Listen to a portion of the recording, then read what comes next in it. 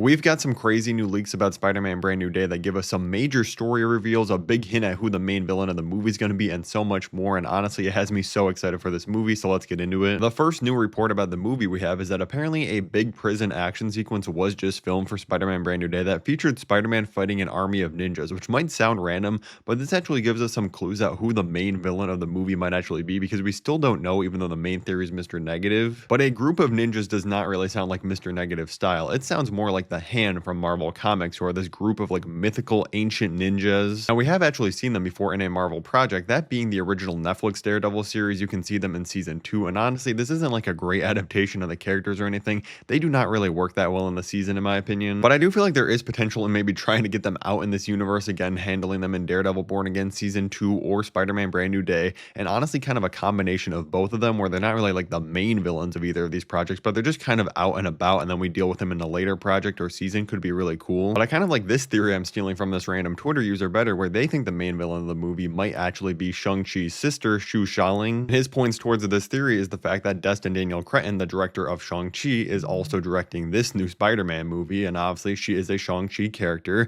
That there was the leaks and rumors saying that they were looking for a female villain for this movie. Now, if they were looking to cast a new female villain, this wouldn't make a lot of sense why it would be a returning character, but still, this combined with the whole army of ninjas thing, which again I do think is more likely is the Hand, this could definitely be a cool possibility, honestly, to wrap in this movie, because we already know we're going to be dealing with a ton of straight up Spider-Man characters in this film. Why not throw someone out of left field in this movie? And honestly, at this point, I'd take anything that gives me more content from the Shang-Chi movie, like seeing stuff with his sister explored and the 10 Rings explored further would be really cool, since honestly, I don't know when we're going to get that Shang-Chi sequel, if we do ever end up getting it at all. Now, speaking of villains for Spider-Man Brand New Day, we do also have a new report about Tombstone's role in this movie and the trilogy going forward, because we already know Tombstone is confirmed to be in this movie, likely as just a smaller side villain, and that Marvin Jones III, the guy that voices him in the Spider-Verse films, is returning to play him in live action. This new report is saying that Marvel and Sony apparently have plans for Marvin Jones III playing Tombstone to appear in Tom Holland's new Spider-Man trilogy, meaning each of the 3 films that he will make his debut in this movie,